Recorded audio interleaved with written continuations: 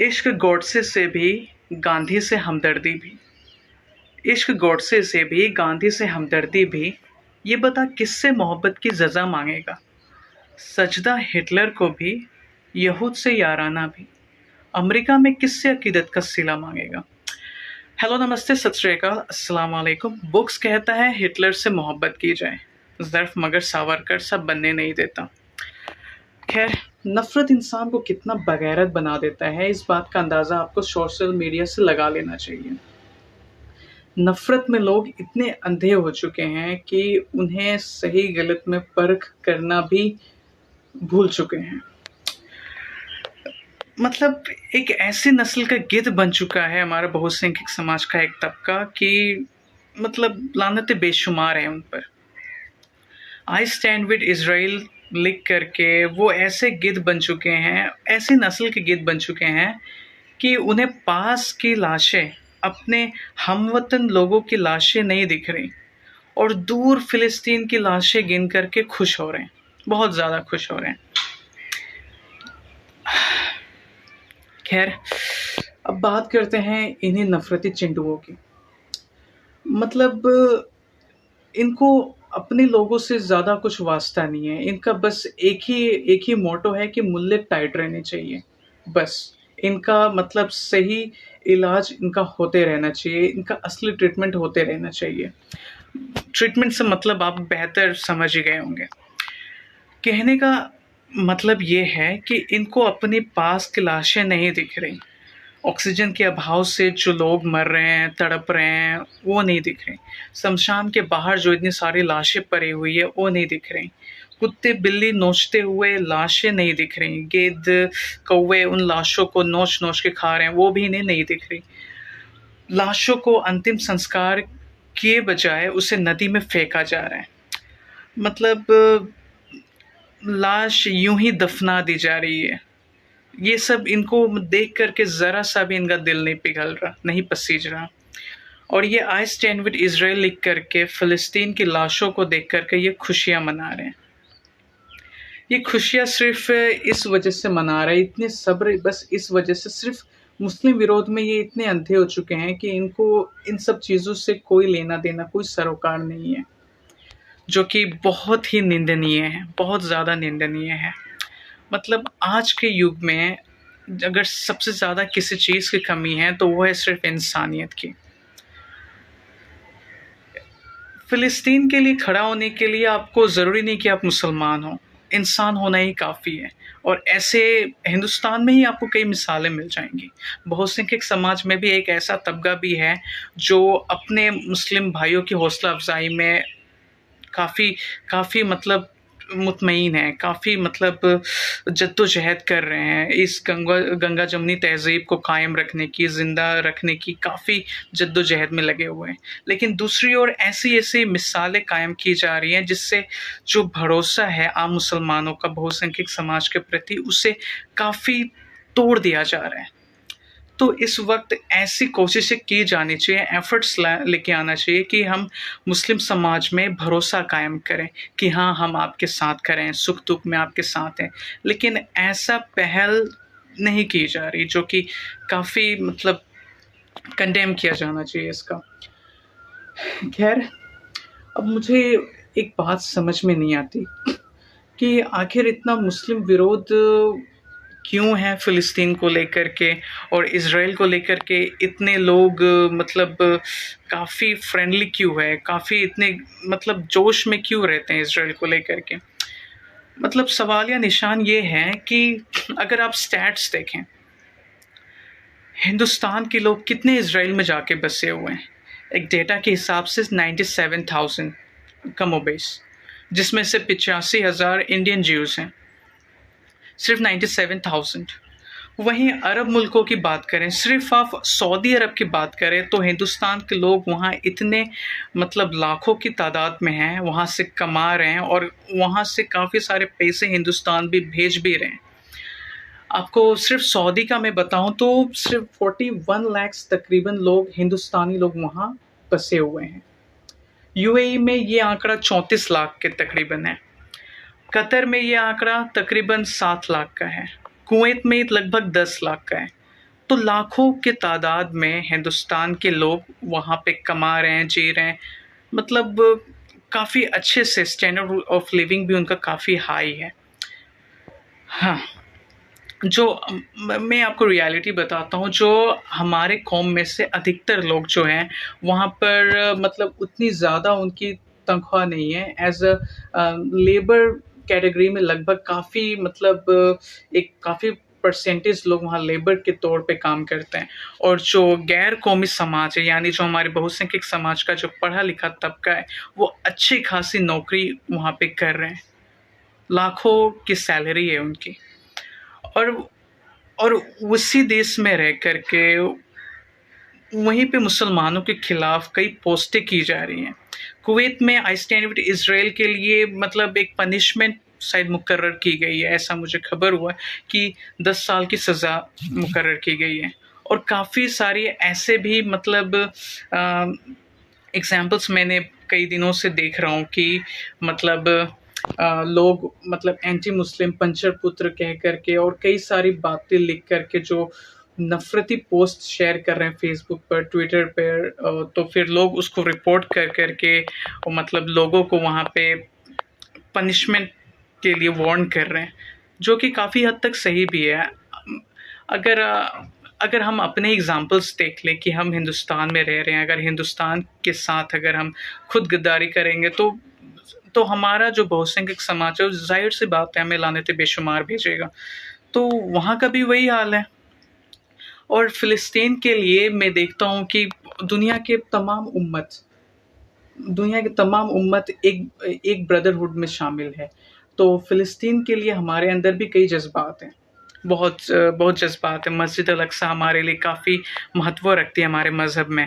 तो अगर आप आई स्टैंड विद इज़राइल या फिर इज़राइल के फ़ेवर में प्रो इज़राइल पोस्ट करते हैं, तो इससे हमें एक ठेस पहुँचती है। ज़ाहिर-सी बात है, ठेस ज़रूर पहुँचेगी। तो सबसे पहले हमें मतलब हमारे बहुसंख्यक समाज का एक तबका है, उसे समझाना इस बात का ज़रूरी है कि मतलब दोबारा हमें एक पहल शुरू करनी चाहिए। अगर क्योंकि आपके साथ कुछ गलत-सलत होगा तो आपके ही आस-पास के लोग आपकी मतलब मदद करने को आएँगे, इज़राइल से कोई मदद नहीं आने वाली, ज़ाहिर-सी बात है। अभी जितने सारे आपने पोस्टें देखी होंगी, कई सारे मतलब लोग शेयर कर रहे हैं इस बात को कि मुसलमानों ने कांधा दिया, अंतिम संस्कार किया, मतलब बहुत खल के खिदमत में काफ़ी मशरूफ़ हैं हमारी जो कौम है। तो एक ज़िंदा दिल कौम की मतलब जो मतलब निशानियाँ होती हैं, वो लगभग इस कोरोना महामारी में हमारे कौम ने काफ़ी उस बात को ज़हन में रखा और काफ़ी खल के खिदमत की, जिससे हमारी जो गंगा जमनी तहज़ीब है उसको ज़िंदा रखा जा सके, कायम किया जा सके। लेकिन अब ताली एक हाथ से नहीं बजती, तो अदर एंड से भी वो पहल की जानी चाहिए ताकि मुस्लिम समाज के अंदर एक भरोसा कायम हो कि हाँ, ये देश उनका भी है जितना उनका है, हमारा भी उतना ही है जितना उनका है। तो प्लीज़ हमें एलियनेट करने की कोशिश मत कीजिए। और इस वीडियो के माध्यम से मैं ये भी एक अपील करना चाहता हूँ हमारे जो मुस्लिम भाई हैं कि प्लीज़ आप सोशल मीडिया पर कुछ गलत-सलत, उल-ज़ुलूल कमेंट्स ना करें, और प्लीज़ इन सब चीज़ों से जितना दूर हो सके उतना बेटर रहें। क्योंकि लोग आपको प्रोवोक करेंगे, ये आईटी सेल के दिहाड़ी मज़दूर आपको प्रोवोक करेंगे, या फिर मतलब जिस तरह आपको प्रोवोक नहीं होना है, आपको बस सब्र रखना है। क्योंकि इस अवस्था में, बुरी अवस्था में मतलब ऐसा हो रहा है कि स्क्रीनशॉट ले लिया जा रहा है और वो अपनी पोस्ट डिलीट कर देते हैं स्क्रीनशॉट लेकर के। मतलब आपके परिवार उसमें मतलब काफ़ी पिस जाएँगे। तो प्लीज़ अपने परिवार को परेशान ना करें, तो इन सब चीज़ों से दूर रहें। अब बात करते हैं हम इसी चीज़ को लेकर के, यहूद और मुस्लिम को लेकर के। मुस्लिम यहूदियों को इतने फ़ेवर में क्यों रहते हैं? ये मतलब मज़हब के नाम पर मतलब इतने नफ़रती हो चुके हैं कि इनको सही-गलत का कोई परख नहीं दिख रहा। और मुझे ये समझ में नहीं आ रहा तो ये यहूदी लोग इतने फ़ेवर में क्यों रहते हैं? क्यों? हम आपको मैं बता दूँ, इस्लाम और यहूदी धर्म में काफ़ी सिमिलैरिटीज़ हैं। ये एक अब्राहमिक रिलीजन है। तीन जो रिलीजन है वो एब्राहमिक रिलीजन है, एक क्रिश्चियनिटी, इस्लाम एंड जुडाइज्म। तो ये एक एब्राहमिक रिलीजन है। तो पता नहीं मुझे कि ये इतने यहूदी प्रेम के इतने कायल क्यों है। इसका मुझे एक ही आंसर दिखता है, वो है मुस्लिम विरोध, और ज़्यादा कुछ नहीं। मुसलमानों से इतनी नफरत पाल के बैठे हुए हैं कि इनको मतलब कुछ दिख नहीं रहा। मैं आपको कुछ सिमिलैरिटीज़ बताता हूँ। पहला सिमिलैरिटी मैंने बता दिया कि अब्राहमिक रिलीजन है। दूसरा सिमिलैरिटी आप देखिए कि इस्लाम भी मोनोथीस्ट रिलीजन है, जुडाइज्म भी मोनोथीस्ट रिलीजन है, ठीक है। ये मतलब जो पॉलीथीस्ट होता है उस कॉन्सेप्ट को इन लोग एक सिरे से नकारे हुए हैं, ठीक है। आइडोलेट्री यानी बुत पूजा दोनों मजहब में हराम है। ज्यूज लोग भी इसके खिलाफ रहते हैं और इस्लाम में तो ये खैर है ही। फिर पोर्क इस्लाम में भी हराम है और ज्यूज में भी हराम है। उन लोग भी, यहूदी लोग भी इसको हराम मानते हैं। मुसलमान लोग हलाल गोश्त खाते हैं, वही यहूदी लोग का भी एक किस्म का हलाल ही मीट होता है, उससे वो लोग कोशर कहते हैं। इस्लाम में हदीस होता है, उन लोग का तलमूद होता है। इस्लाम में भी एक आसमानी किताब मतलब सर्वोत्तम माना जाता है, जिसे कुरान शरीफ कहते हैं। उसी तरह यहूदी धर्म में भी तोरा, वो भी एक आसमानी किताब है उनके लिए। तो इतनी सारी सिमिलैरिटीज़ हैं, इतनी सारी सिमिलैरिटीज़ हैं, लेकिन वही बात है, मुस्लिम विरोध और ज़्यादा कुछ नहीं। तो अब बात करते हैं यहूदी धर्म की। यहूदी धर्म को मतलब एक इसराइल के लिए एक हवा तैयार किया गया है कि ये दुनिया का सबसे डेवलप्ड चीज़ है, ये है वो, मतलब काफ़ी मतलब एक हवा क्रिएट किया गया है। लेकिन इसराइल के पीछे सिर्फ दो ही ऐसी चीज़ें हैं जो उसको ताकतवर बनाती हैं। दो ही चीज़ें, ओनली 2 पॉइंट्स मेरी नज़र में यही है। पहला पॉइंट है कि अमेरिका और कुछ देश इसके साथ हैं। नेतन्याहू ने हाल फिलहाल में एक ट्वीट किया था जिसमें 25 देशों का उसने बहुत शुक्रिया किया था, लेकिन 25 देश को अलग साइड रखते हैं। सबसे बड़ा इसका एलाई, सबसे बड़ा इसका पार्टनर है अमेरिका। दूसरा सबसे बड़ा बात है, दूसरा पॉइंट है अरब देशों की चुप्पी। दूसरा पॉइंट मैंने आपको बताया, अरब देशों की चुप्पी। इन दो में से अगर एक भी चीज़ें अगर नहीं रहती, या तो अमेरिका का सपोर्ट, या तो मतलब अरेबियन पावर्स या जो भी मुस्लिम कंट्रीज अगर एक्शन ले लें, तो इस सूरत में इजराइल का खात्मा तय है। लेकिन ये दो चीज़ें होनी मुश्किल हैं हाल फिलहाल में। और बात करते हैं यहूद धर्म की।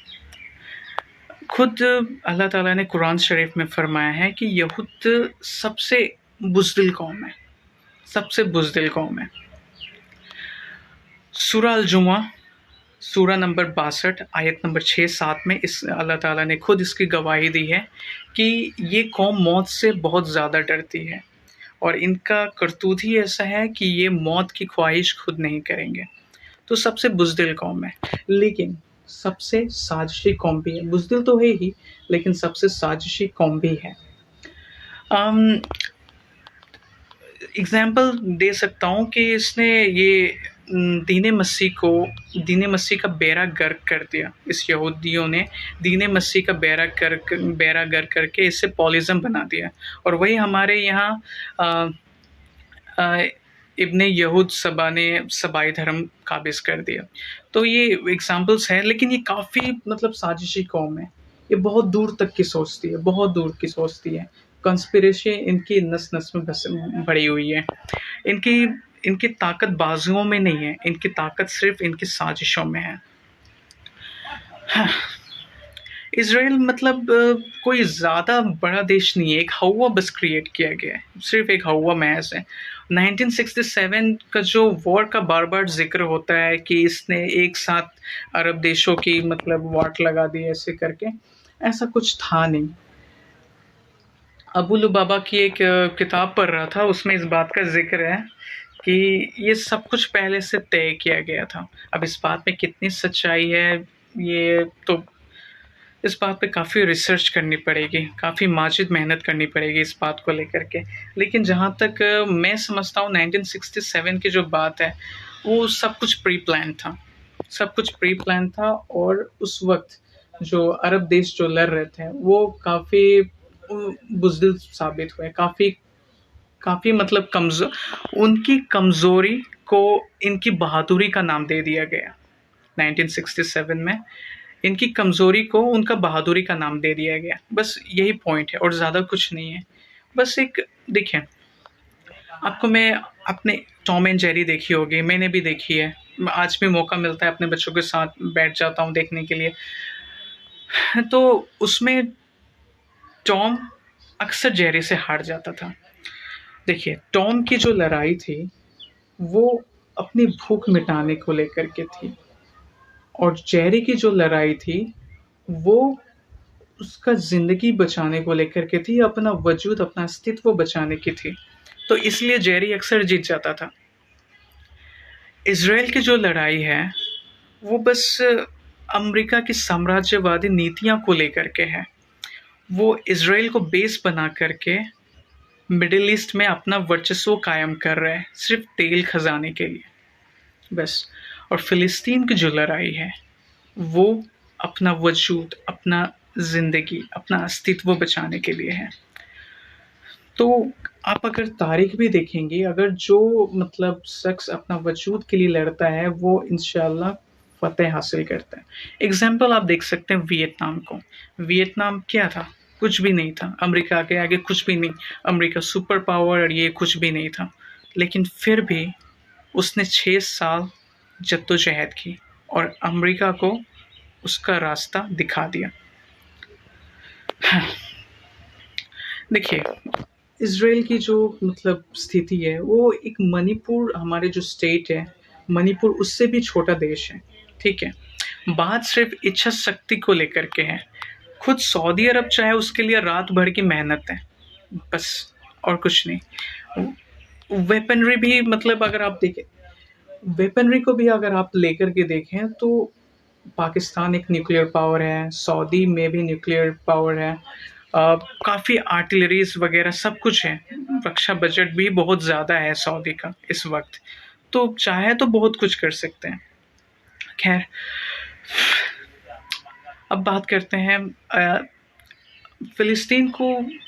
देखिए, फ़िलिस्तीन इंशाअल्लाह ज़रूर आज़ाद होगा। मस्जिद अल-अक़सा ज़रूर आज़ाद होगा। इसका वक़्त मुकर्रर है। आज नहीं तो कल फ़तेह हासिल होनी है। अभी मतलब जो हमारे जो सोशल मीडिया पे कई फेक गाज़ी हैं, तो उनका जो फ़ेसबुक गाज़ी हैं, वो मतलब एक मतलब हमास वग़ैरह सब शेयर कर रहे हैं कि ये हो गया, वो हो गया। मतलब छोटी-छोटी चीज़ों को इतना बढ़-चढ़ के दिखा रहे हैं, जिससे अपना ही नुकसान हो रहा है। इज़राइल ने ज़्यादा आतंक मचाया हुआ है। अभी कल ही उसने अल जज़ीरा का जो ऑफ़िस था, उसने फ़िलिस्तीन में जो स्थित था, उसको उड़ा दिया, खाली करवा दिया और ऐसे एयर स्ट्राइक करवा दिया। और मतलब दुनिया के नज़र में मतलब इज़राइल खुद को दूध का धुला हुआ साबित करने पर तुला हुआ है कि मतलब हम सिर्फ़ जवाबी कार्रवाई कर रहे हैं, बाकी अटैक हमास की तरफ से हो रहा है, फ़िलिस्तीन हमें अटैक कर रहे हैं। मतलब वो फ़िलिस्तीन को दहशतगर्द दिखा रहा है। उसका इज़राइल का आप कितना भी सोशल साइट्स आप चेक कर लीजिए, वो कोई भी मतलब बड़ा दावा नहीं कर रहा है कि हमने ये कर दिया, वो कर दिया। वो बस मतलब सिम्पैथी हासिल कर रहा है पूरा और देशों का। तो इस चीज़ से भी बचना चाहिए हमारे फ़ेसबुक गाज़ियों को। देखिए, लोग हमास को बहुत बहुत गलत बात कह रहे हैं कि ये मतलब एक टेररिस्ट ऑर्गेनाइजेशन है वगैरह-वगैरह। इज़राइल की अपनी आर्मी है, फ़िलिस्तीन की अपनी आर्मी नहीं है। तो हमास उसका अपना आर्मी है, तो हमास ही तो अटैक करेगा। देखिए, इज़राइल में क्या होता है कि हर एक सिटीज़न को आर्मी ट्रेनिंग दी जाती है। हर एक सिटीज़न को एक कंपल्सरी है, आर्मी ट्रेनिंग दी जाती है। अगर यही चीज़ अगर मुस्लिम देशों में अगर इस चीज़ को अपनाई जाए, तो मीडिया इसे कैसे दिखाएगा? इसे आतंक की फैक्ट्री नाम दे देगा। तो media is not on our side. हमारी साइड में नहीं है मीडिया। मीडिया सिर्फ़ एक पक्षपात की जा रही है। अभी देखिए, हाल फिलहाल में जो मस्जिद अल-अक़सा में जो हुआ था, एक ये इसको जेनोसाइड का आप नाम दे सकते हैं, वन साइडेड किलिंग्स कह सकते हैं आप। लेकिन मीडिया इससे क्या दिखाया था कि ये क्लैश है। क्लैश तो तब होती है जब जवाबी कार्रवाई भी होती है। ऐसा तो कुछ नहीं हुआ था, रिटेलिएट नहीं किए थे उन लोग, लेकिन फिर भी मीडिया ऐसे ही दिखा रहा है, तो काफ़ी गलत है। और जहाँ तक इसराइल की मैं ताकत की बात करूँ, तो मैं मुझे नहीं लगता कि इसराइल इतना बड़ा भी सुपर पावर है, ये है वो है। वो सिर्फ अमेरिका के सपोर्ट की बदौलत इतना कुछ कर पा रहा है। मेरी नज़र में बस यही है। आप कितना भी मुझे तर्क दलील दे दे, मैं इस बात को नहीं मान सकता। हाँ, क्योंकि वो फ़िलिस्तीन हमास की एक वो आदमकाल की जो रॉकेट्स हैं उसको इंटरसेप्ट नहीं कर पा रही हैं ज़्यादातर। और फ़िलिस्तीन हमास के पास देखिए अपना कोई मतलब वेपनरी है नहीं। जो उनके पास रिसोर्सेज हैं उसके हिसाब से वो लड़ाई कर रहे हैं। और सबसे बड़ी बात, उनका जो जज़्बा है, अभी मैं एक अपने अल्बानियन दोस्त की स्टोरी पढ़ रहा था, उसमें उसने कहा था कि आप कुछ भी चीज़ें मतलब चीन से मंगवा सकते हो, कुछ भी चीज़ें, लेकिन हिम्मत और हौसला आपको सिर्फ़ फ़िलिस्तीन से इम्पोर्ट करना पड़ेगा। सोचिए, तो लोग इस मतलब फ़िलिस्तीन की हौसले की दाद देते हैं। हाँ, तो ये रही बात ये सब इज़राइल और फ़िलिस्तीन की। तो देखिए इज़राइल और फ़िलिस्तीन के चक्कर में हम आपस के ब्रदरहुड को ख़राब नहीं कर सकते। तो मेरी यही गुज़ारिश है अपने मुस्लिम भाइयों से भी, अपने हिंदू भाइयों से भी, कि प्लीज़ अब देखिए इज़राइल फ़िलिस्तीन की लड़ाई में आपसे संबंध क्यों ख़राब करने? नहीं करना चाहिए ऐसा। तो यही मैं अपील करना चाहता हूँ कि अपना जो मतलब जो हिंदुस्तानियत है उसे ज़िंदा रखिए। वो ज़्यादा बेटर होगा। वसुदेव कुटुंबकम का जो ढोल फट गया इस कोरोना महामारी में, उसे जोड़ने की कोशिश कीजिए, तो ज़्यादा बेहतर होगा।